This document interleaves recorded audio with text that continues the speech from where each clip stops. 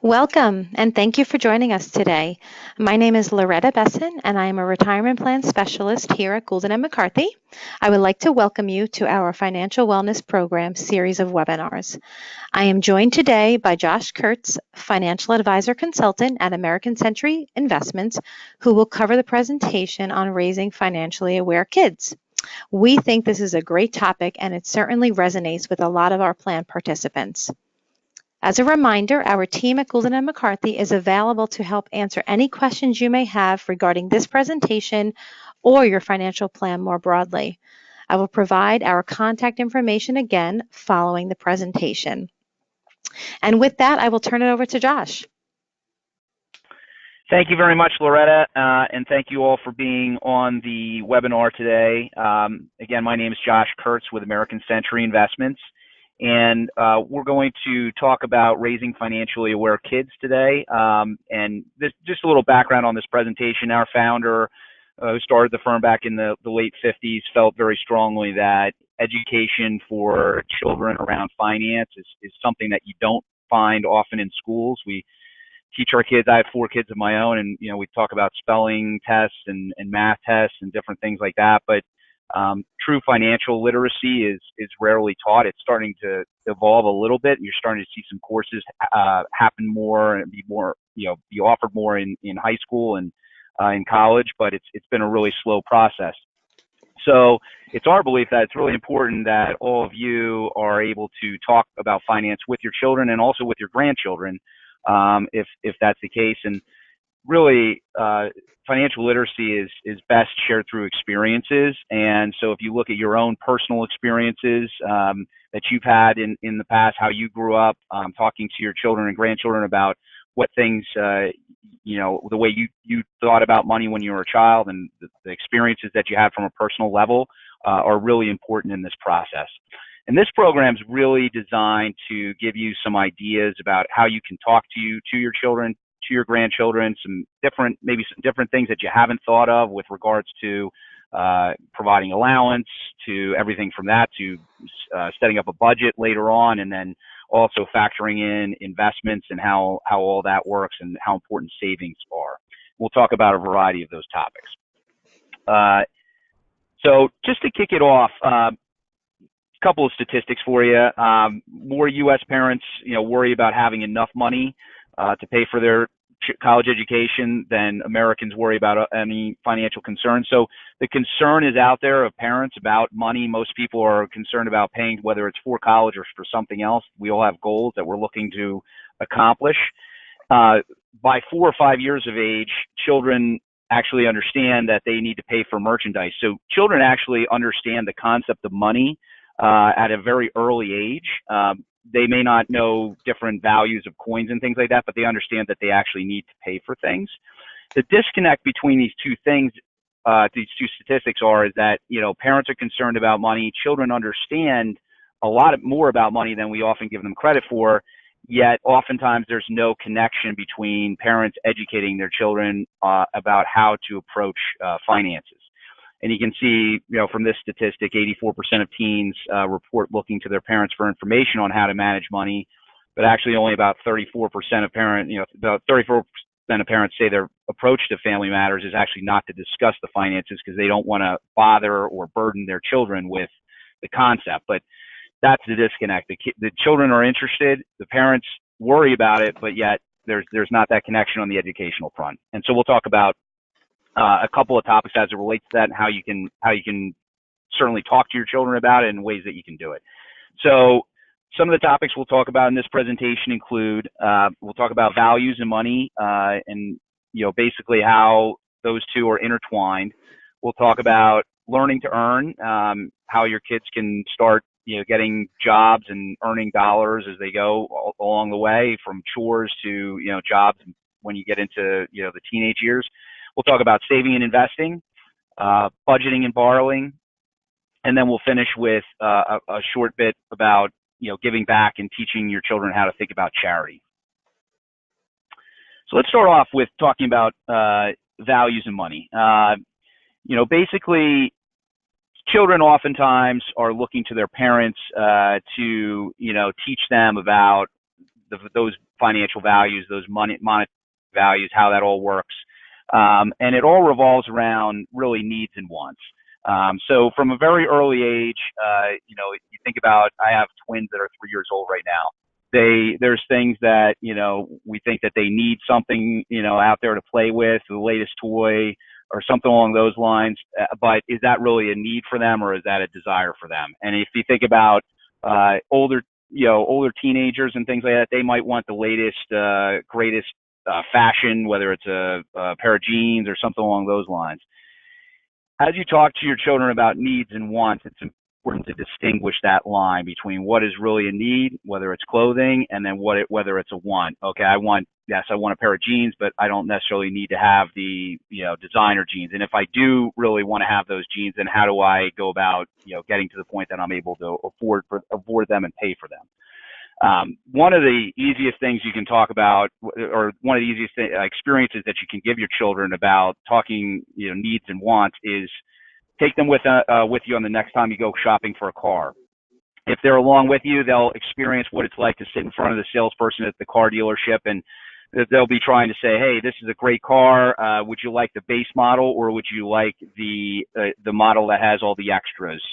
What used to be, the great things of navigation and GPS and all those extra, bells and whistles that you can get on a car."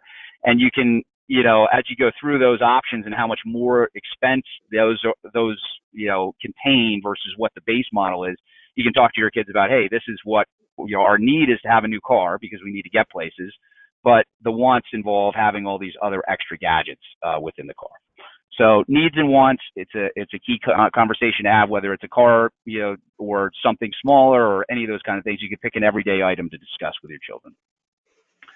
So just for some context around, wants among teenagers, and this is more on the want side, you can just see some statistics. This was from 2018 study, where teens spend their money. Clearly, the brands matter among the teens, which is why you can see, some of these major brands. We're very familiar with Nike and Michael Kors and things like that. Food is actually increasingly being viewed as an entertainment choice as well, as teens spend about 20% more of their dollars at restaurants than millennials were in 2003. So 2018 over 2003, it's 20% being spent more on food in that teenage group. So pretty interesting to see what the wants and desires of children are these days. So within values, there are really 5 key concepts that children need to learn about money. Starters, we actually need to define what money is. According to the dictionary, money is something generally accepted as a medium of exchange, a measure of value, or means of payment. Okay, that's in the dictionary. Really helping your kids to understand what it is at an early age. And one of the easiest ways to do this is really to think about some kind of game that would be around bartering. I remember when my older 2 were younger, we had a play kitchen, which we now still have for the younger children, and they would actually set it up as a restaurant, and they would, okay, I'm going to make you a sandwich, how much, and then we have paper money, and you exchange those things in a restaurant setting. They get that kind of play at a very early level, say 4 or 5 years old. They can start to understand those concepts. So bartering is an easy way to teach about money at an early age. And playing a game is a great way to do it. There's also a lot of books that are out there that really talk about how to teach your kids at an early age different games. In fact, the book that's associated with our presentation actually has a lot of those things, a lot of ideas for activities that you can use to teach about what money is. The next concept is, what do things cost? So kids at all ages generally understand that there are different costs associated with different things, but one easy way to teach at an early age is to take them along grocery shopping. And I know my wife does this quite a bit, and I actually do it as well. You look at something, maybe you pick a certain kind of juice. Hey, there's this apple juice in the aisle. Let's look at the different brands of apple juice, and oh, by the way, do you see the difference in costs associated with these different brands of apple juice? And you can very easily tell them, teach them about the differing costs with regards to brand costs, and then also with regards to the quality, right? So we all, organic is a big thing these days. Well, organic items cost more than others. So teaching about how much things cost is another key learning point. Next topic is, what is something worth? So kids do need to understand, what things are worth, and so there's the differing costs, but what is it actually worth to you? And this chart that's on the screen now just gives you an idea of, a couple of things that, items, and then what they could be worth. So winter coat, yes, it's worth a certain amount of money, but it's also what it's worth to you. Well, it certainly keeps you warm in the cold, right? Sports equipment, again, there's a cost associated with it, but it provides fun and exercise for the individual. So a computer allows you to actually go online and do all the things that we love to do. So talking about worth or value and associating that with the cost and with the concept of money is another key topic. What's the opportunity cost? So this one is a great, I think this is one of the greatest concepts in this group of 5. Opportunity costs really is pertaining to all the alternative options that we give up every time we make a decision. So for example, your kids might want to go to the movies, and one of the things that you can teach them about is, especially if they're older, which most of the time if they're going to the movies, they would be maybe teenage years by themselves with friends. If you go to the movies, you're going to pay, let's say $15 for your movie ticket. Well, let's just say you also have the opportunity to babysit at the same time and earn $50. If you go to the movies, you're actually getting the cost of the movie, but you're also taking away from earning that $50. So in reality, your total opportunity cost is $75. So being able to talk about those kind of concepts where you're giving up, not only are you going in and adding a cost, but you're also giving up an opportunity to earn, that's an opportunity cost, and a very easy way to discuss that. So what are the tools for success? What are some of the things that you can use as teaching tools? Certainly for little ones, it's going to be a piggy bank. You give them a certain amount of money, or they receive a certain amount of money. How much do you put in your piggy bank to save? For older kids, it could be opening up a savings or a checking account, or even a retirement account to earn some income. My oldest is 10 years old now. One of the things I'm doing with him in the next couple months is we'll be going into the bank and opening up a savings account for him. And I'm going to get a ledger and have him keep track of all his savings and all his expenses and things like that, and just start that early on, just to teach him the concept of those things. So those are a couple of the things that you can think about, tools for implementing these 5 different concepts. So the next topic we talked about at the beginning, we'll discuss, is learning to earn. And that would involve really explaining what income is. Most adults have a job that pays them money for what they do. And, this pays what they use to, turn the lights on at home, to, fund that vacation and do all those things. Some people earn an hourly wage. Some people earn a set amount of money, and then others that earn commission-based income. So, talking about those kind of different earning methods is key, and really relating personal experiences is key here. When we talk about learning to earn, there's the concept of allowance comes up, right? So we talk about, everybody, generally speaking, has some kind of allowance they provide for their children or maybe even grandchildren. How you do that is really a very personal thing. We've seen, allowance be given in a variety of different ways, whether it's, hey, I'm going to give you a set amount of allowance per week, and you're going to get that regardless of what you do. But, all these chores and all these other things are already ingrained in, earning that, but it's not a per chore kind of payment.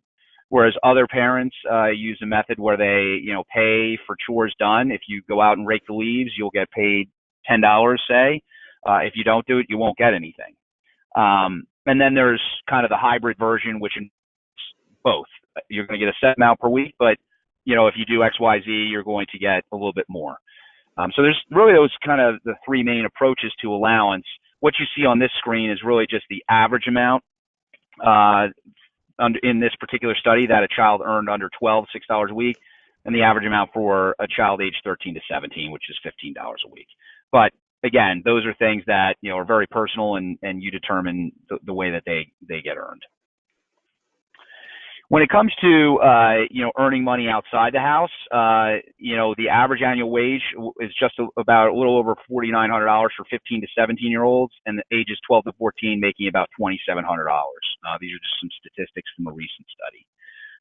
So it's something that is just some of the latest statistics about what you can expect to earn. 12 to 14, you're probably doing a paper route. Maybe you're a bus person at a restaurant or something like that. Obviously 4,900, you're doing some different things. Maybe you're actually a waiter or waitress, kind of moving up the food chain. Learning to earn. So if you can, these are a couple ideas about how you can talk to your children about it. Obviously, encouraging your kids to get a job is probably the best because it's hands-on experience when they get to the proper age. Internships are a lot more prevalent now than they have been in years past, and even paid internships are. Talk and we talked about this at the end, but talk to them about what your work is like and what you do for a living and how it works, whether you're paid commission or salary or hourly. And then really praise your kids for the hard work that they do rather than the money earned. So if you praise them for hard work, that'll put something in their head that moving forward that, okay, I'm going to work hard, and generally speaking, the money will come along with that. And then of course have them keep track of work experience for a resume. Even if it's early on, you could certainly have them say, hey, I spent the summer when I was 14 and I worked at this restaurant, and those kind of things, and just start adding up that work experience. It's good to always write things down. The next section is on saving and investing. And so here we're talking about, now we've earned some money, and how do we talk to our children about what they're going to do with it next, right? And really, there's three key points here about saving, and this is something that even adults, we all learn this as we go along, but it's important to save every time.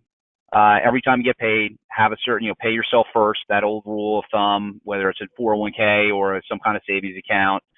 Try to save 10 to 20% of your overall income.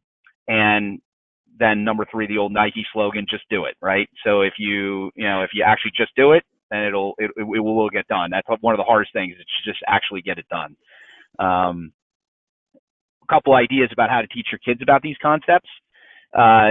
Make saving fun. So, in this case, when they're smaller, especially, make the ritual of the piggy bank. And maybe have it set up so you actually have buckets. And this is something I got from this presentation, actually, that I had not used with my children before. And that is, if you think about a piggy bank, that's just one savings vehicle. But if you actually divide it up and have 3 different piggy banks, and they don't all have to be piggy banks, they could just be, wallets or whatever makes sense, but 3 different areas where they can put the money, and you can have a bucket that is a saving bucket.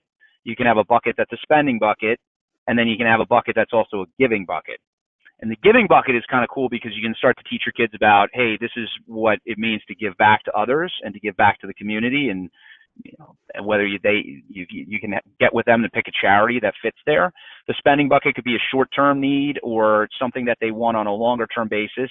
And then, of course, the saving bucket could be something that, again, short-term or long-term, but one of the things that we've done is we've had the long-term bucket, which is really far out for, things that maybe it's a car or college or whatever. And spending bucket is something that's near or, short-term, a year or less. And then the giving bucket is obviously the charity side. Set a goal for them. So ask for a wish list, things that they want. And then, of course, set these long-term and short-term goals is really important. Kids get excited about having a goal. I remember when my older daughter, she's 8 now, but she was probably 6 at the time. She was getting an allowance, and she said, "Dad, I really want an American Girl doll, and I want to get one." And I said, "Okay, well, the best thing you can do is save up for it." And I said, based upon your allowance, it's probably going to take you a little over a year to get there. But if you save it, you can get to that point. And she got excited, and she actually saved the money for a year. I was really proud of her. And then she was able to buy the doll with her savings. So making those goals, kids get excited about it, and it's something that you want to have. Watch it grow, visualize the progress. So a lot of times with the banks, one of the things you can do is make them either like clear in nature. So if it's a plastic jar or bank, or a glass jar or bank, whatever it is, if it's clear and they can see the money going in there and actually visualize that, that's really important. Because they can see the progress as it starts to add up. The other thing some people do is they try to sweeten the deal a little bit. So they'll say, all right, if you save XYZ for the long haul, I'll match your dollar. I have a good friend who did this with his daughter. Now she's 30. But when she was young, he said, look, every dollar that you put away for the long term, and we're talking, 10, 15 years from now, I'm not sure exactly the yardstick he used, but he said, I'll match that dollar as long as that's going to go towards either, college or some kind of postgraduate situation, whether it's housing or car. And, she took him up on it and did really, really well with it. So another idea for you. A couple other ideas to talk about saving and investing, introducing the bank. You can take your kids on a tour of the bank, involve them in, the selection of the different accounts that are available. Have them ask the teller questions. When we go in to do my checking account for my son or savings account for my son, I'm going to make sure that, he understands the different levels of savings account, the fees that are associated with those. Show your kids how to use a deposit slip and make a deposit. And explain, what it means to deposit a check, and hey, the money might not be available for a couple of days because there's processing time that takes on that. Certainly talk about how it might be important that you got to make sure you have the money in the account when you write a check, or else it could bounce. So you don't want that to happen.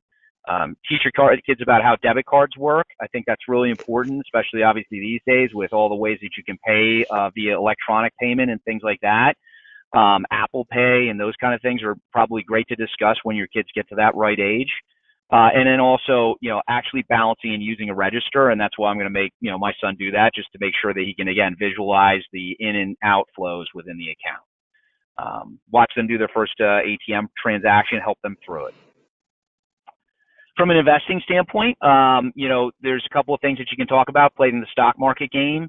I've already kind of, being in the markets quite a bit with my job, my career. I've involved my kids in understanding what stocks are, how they work. We're actually getting to the point where I'm planning on, saying, hey, pick a stock. Let's put some of your own money into it, even if it's to buy a one share or two shares of it, and then let's watch what happens. You can see the ups and downs of the market. And I've kind of talked to them a little bit about mutual funds, not a lot yet, because they're just, getting into those concepts, but talking about what it is to have a pooled investment, what it means to invest on a systematic basis, and then really trying to set a goal. So what's your goal by investing? Is this a long-term investment, a short-term investment? Are you looking for this kind of return on the high side? Do you understand that a high side return involves a risk-return trade-off, which you can see in this slide? So you can start talking about, well, if you want to take, put your money in the savings account, yes, it's going to give you a income, very low return, but you're also taking no risk by doing that. Whereas if you put it into the market, it's the opposite.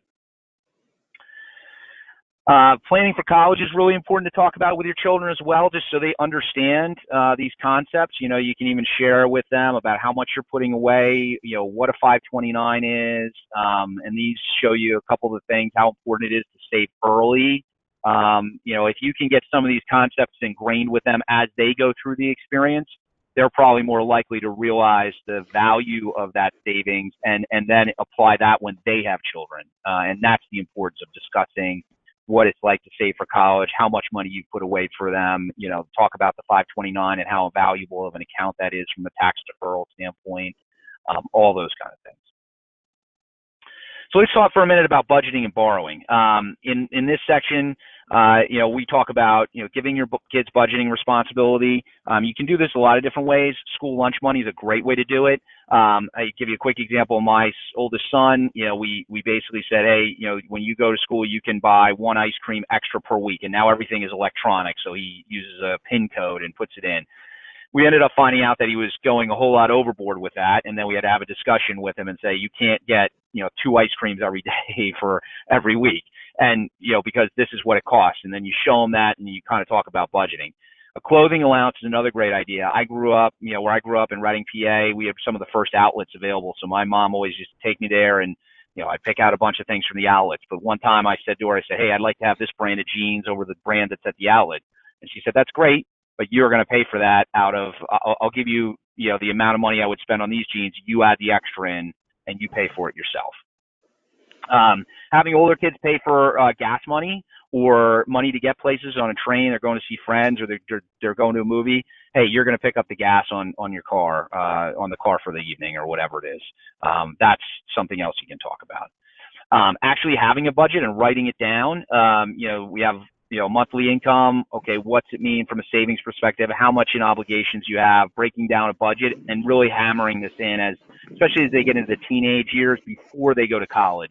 Because if they have a lot of the budgeting and borrowing understanding before they go to college, they will do much, much better through that period when it becomes a lot more, likely that they're going to take on credit card debt or those kind of things. Some of that can be avoided. Building credit, talk about how important that is. Whether, you talk about the way that a credit score is formed. It's about timeliness of payments. It's about the length of your credit history. It's about how many inquiries you have. You want to make sure that you go through that with them again. And I think these are, again, pre-college things to talk about with your children and grandkids as well. With credit, it's important, to try to start building it, but build it responsibly and start small. You might open up a credit card with a very, very minimal limit, so that way it doesn't get out of control. But as I remember one of the challenges I had in college was I did have a credit card and it got carried away, and I ended up coming out with a lot of debt there and a lot of student loans, and it was a double whammy. You can avoid that by having some of these conversations and also making them have some of these experiences before they get to the point where they're much more on their own and outside of your daily purview. Talking about what it's like to pay on time, taking your credit seriously, close credit card accounts, start to talk about identity theft a little bit with them and how important it is to keep some of this information about your credit history and about the things that you apply for keep them close to the vest and secret. From a standpoint of not disclosing information to people and to lenders and things like that, obviously there's identity theft is a huge thing these days. Student loans, this is just running over through, talking about, the student loan side of it from a budgeting borrowing side, making sure that you don't, use too much, with knowing that you're going to have to pay that back. Talking about as, what it's going to cost you to pay it back and really trying to drive those concepts home is important. And then, discussing how interest accumulates on those amounts borrowed and those kind of concepts, great things to talk about with your kids before they get there. The last section is really all about giving back. So, and then this gets back to that give bucket at a very early age. I think that's a great way to implement, discussions around charity and those kind of things. Volunteering as a family shows that it's not just about the money that you give to a charity or that you give back to the community. It's also about your time, right? So charity is all about, not just dollars, but also about the time. Asking for donations rather than gifts for a birthday party. My wife Karen and I have, we're kind of only doing birthday parties every 5 years, but we've done this a couple of times where we tell people outright, like, look, if you buy a gift or you buy a gift card, just know that we're going to end up giving it to a charity, and oftentimes we'll go to Toys for Tots or something along those lines, and we'll give back in some shape or form. Some people actually do give us gifts that we can give, like canned foods and things like that. I think it's a great way to teach kids, because for the most part, I mean, if we have a birthday party, it's everybody feels like they need to do something, and rather than do something, where your child already has a bunch of things, and why not have those pieces be dedicated to more of a charitable giving opportunity, and it's a way to teach your children about it. Continue volunteering in high school and college, and just really, I mean, show the appreciation for the gifts. I think, one of the things we drive home with our children is just talking about how much it's important to say thank you regardless of what the gift is. It's always important to, act very thankful and appreciative of anything that they're given. One of the other things we've had done too is sometimes we'll have, people give gifts at a party. We'll actually say, why don't you pick out 3 or 4 things to give back to a charity? And it's amazing, like, kids are very giving for the most part. My kids, sure, there's a couple of things they want to keep because they really want to, but sometimes I find it interesting because they'll choose like one or two of the top gifts, I thought, and they'll want to give that to somebody else. So instilling those values at an early age is really key.